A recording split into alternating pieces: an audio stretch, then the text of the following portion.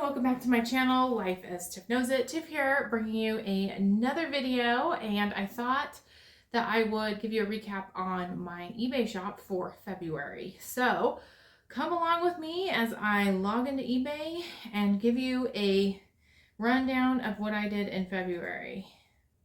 Okay, I think I'm finally ready. Should have had this set up beforehand. You live and you learn. Okay, so February overall numbers here I'll share with you up front is I made 23 sales. If you look at the total that eBay gives you, they said I made $896.49. That's before all fees were taken out, before shipping, all of that stuff. I actually made $491.43. That's what made it into my banking account. So quite different than what eBay says. Let's start off with my first sale of the month. It was right away on February 1st at 7:30 a.m. I made a sale for a Jayne hat. So I do knit a hat from the show Firefly. And there's a character, his name's Jayne Cobb, and he wears a very cunning hat. I sell a lot of these hats. I sell them also on Etsy. I do think there's a reboot that has been announced as of today. That's what my husband said. And I think that's playing into why I am selling so many of those hats. So that was my first sale. I sold it for $27.05, including shipping. And I did not make terribly much on that. I'm probably just going to tell you the amount though that I made, that eBay says I made, because it's kind of going to be doing a lot of digging if I don't do it that way.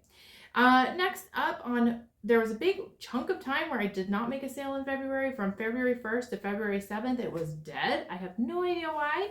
I have noticed the beginning of the months are slow for my shop. Although this month, so I'm filming this in March, it's March 15th, and it has picked up in March.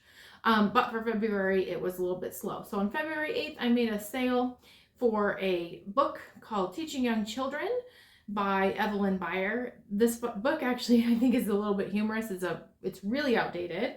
It is from the 50s, and I had low expectations for this book. It has been listed in my shop since last May, and I took an offer for $3, making the total with shipping $8.55. So not a huge moneymaker at all. Next up, on February 10th, I sold a I hope I'm saying this right, Penmark hardcover by Susan Howatch, 1971. This was a vintage book that did not have a book sleeve. And again, my expectations were really low. I was just excited somebody wanted to buy it, and I was making any amount of money. So I made $5. Total with shipping was $11.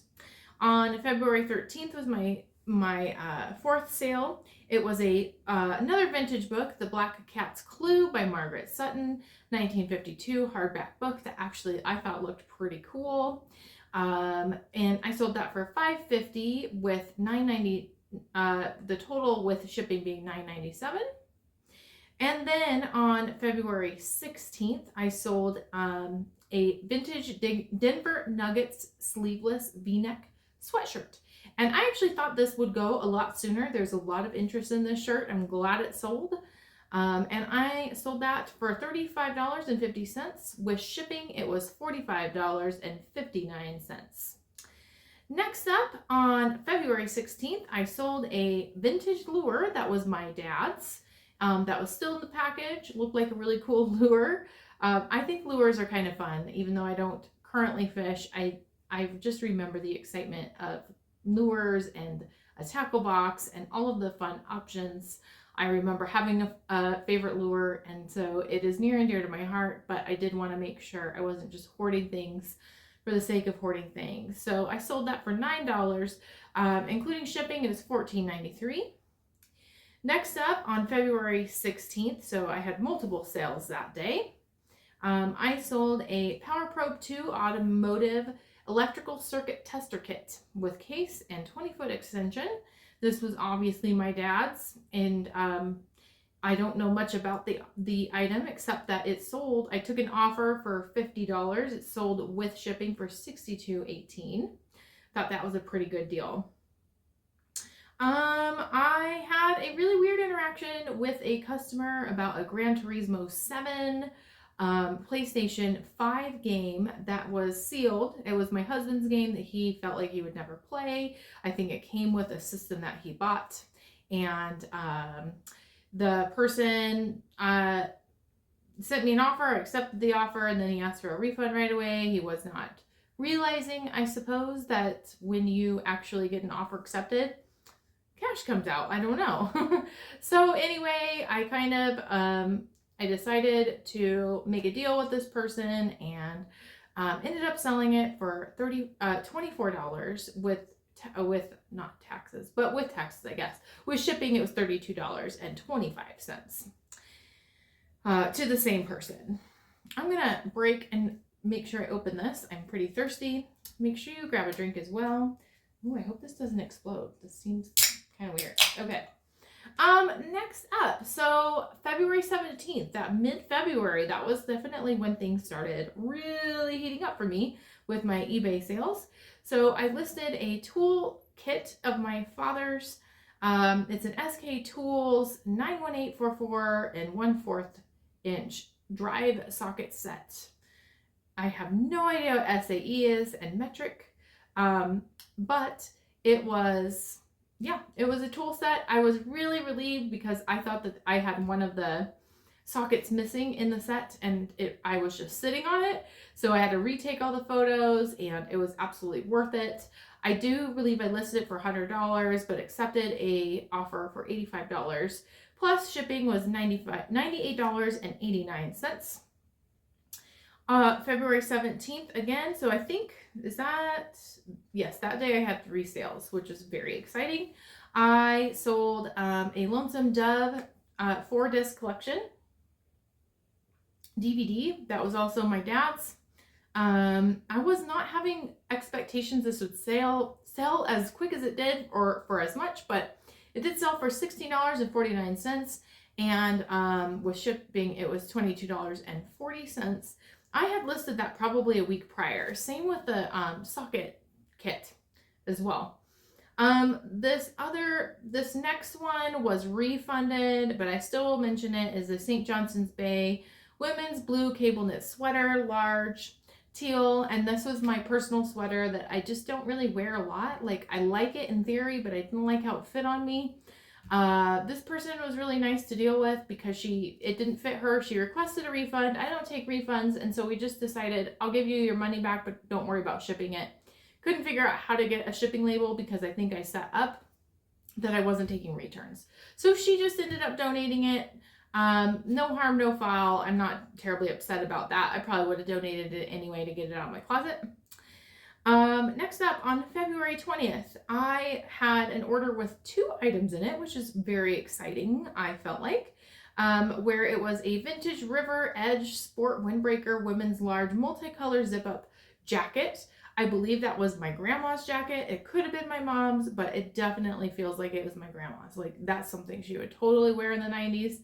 And then I have a vintage 1989 Denver Broncos AFC Champions Super Bowl, I can't read Roman numerals, 1989 sweatshirt, extra large in blue.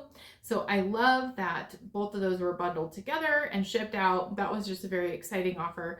And I probably should have refunded her some of the shipping costs. She paid $42.99 for each item, but with shipping it was $71.53. Next up, on February 22nd, I did list on February 22nd, I sold a pair of Carter's Girls Purple Unicorn Pajama Set, size 6, 6A snug fit. They are 100% cotton, and they were Denise's. So my daughter has outgrown them, and she does not really like short sleeve pajamas anyway. So we did buy these for so much money. I remember being so mad. We went into Carter's, spent like $24 on one set of pajamas. Definitely did not get that amount back. They sold for $3.10. With shipping, it was $9.48. I think I made like a total of $2 on that transaction, but $2 better than just donating it. Next up, I had a vintage book that my grandpa owned, probably my grandma and my grandpa, that was called Midnight Champion Bucking Horse by Sam Savitt. First edition, 1957 hardcover library book. This book, it was kind of sentimental in my family, but not so much for me. Midnight was the name of my grandpa's horse. And so that's kind of how, it was a black horse named Midnight, and this book is about a black horse named Midnight. However, I don't think Denise would ever read that book. It's not of interest to me. I love my grandpa. I love that he loved horses, but I don't. So anyway, sold for $14 plus shipping, $19.95. And then next after that, on February 25th, I sold a vintage Reebok women's tracksuit jacket and pants, size small, blue, purple, retro. I feel like this is my grandma's too. A lot of the stuff I found in my mom's coat closet, I just don't see her ever wearing that. That's just something I feel like my grandma wore in the early 90s. But, I don't know. I don't think I'll ever find out. So I sold those. I took an offer for $20 plus shipping was $33.22. On February 25th, I sold a lot of genuine Ford timing cover gaskets. Now this I was so stressed about. I remember I was stressed about something else going on with another order, and this one I realized after I sold these that the pictures that I posted did not match the description, and I've been taking so many pictures of these car parts that look similar. Thank goodness this guy was nice about it. And I asked him, hey, are you wanting the items that were in the description or the picture? I have them all. I'm so sorry. I realized I did this. I made an error. He was cool about it. We're all good. So I ended up selling those, and they were the description ones, not the picture ones, for $45. And then with shipping, it was $53.98. February 26th, I sold a DVD set of Lost, which is the final season. This was in really good condition. My dad loved the show Lost, and I keep reminding myself, keeping DVD discs is it's not terribly sentimental because I could watch Lost, I could stream it. So that sold for $13.50 plus shipping, $18.96. So that was nice to send that to a new home where someone will actually utilize the discs. I sold a pair of my dad's very expensive boots, Irish Settler by Red Wing, Western work boots, men's size 13 brown leather, model 83. Now, I gave this guy a really good deal because I think these boots cost $300 plus, and he sent an offer for $45. And I took it. So I sold them with shipping for $64.49. Again, these are free items to me. I know that they're worth a lot more, but holding on to them, waiting for a buyer, it just didn't really feel right. My skin in the game is flipping things and getting, I do want to buy more inventory that flips faster. And so I just went for the deal. On February 26th, I sold a copy of a book called Beanie and the Beckoning Road, a 1952 hardcover ex-library vintage children's book by Lenora something. This book looked really interesting to me. I know that these were my grandparents' books, and they were bought because it would have been my mom? My mom wouldn't have even been born yet. Maybe my grandma just had it, or they were, of course, duh. Just because they were the copyrights they probably purchased it later for my mom and my aunt. So I sold that for $5 with shipping, $10.13. And then let's see, February 27th, I also made a sale. This is by far the most stressful sale of the month, was for my dad's collectible Ford 100th anniversary 1/43 scale model lot of 12 mini champ cars. Gosh, this was a sentimental item, so I think my emotions were high about this. These were displayed in my parents' home for a long time, probably since they were made in the early 2000s, and it was hard to get rid of them. I listed them for, I think, a fair price, but I accepted an offer for $150, And this person just had the most ridiculous questions. It was so weird. Like, do you have to put a packing slip in there? Do you have to do this? Like, he wasn't rude, but it was just weird questions. Like, I almost canceled the order because I'm like, it just feels like this isn't going to work out. He was talking about how they took the money out of his account and they didn't convert the money because it was an order from, where was it from? Oh, Georgia, but not Georgia in the United States. So anyway, it was so weird. I had probably 10 messages back and forth with this person. He's really concerned about the shipping costs. And it's kind of like, why don't you ask those questions before you actually purchase the item? Like, duh, I don't know. Anyway, I don't know about that. It ended up getting delivered on March 4th, and I haven't heard anything. I haven't gotten any negative feedback, so I'm just going to let that ride.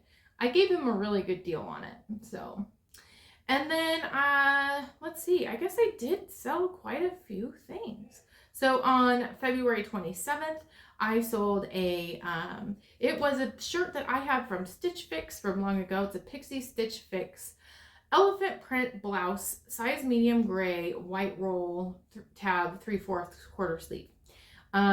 Nothing huge on this one. I sold it for $7.99 plus shipping was $13.61. And I feel like that's a really pretty shirt. So I'm not sad about that at all. And then February 27th, that was a day where I had multiple sales. I sold a 1974 Peterson's Motorcycle Buying Guide, vintage cafe racers. And yeah, it makes me happy.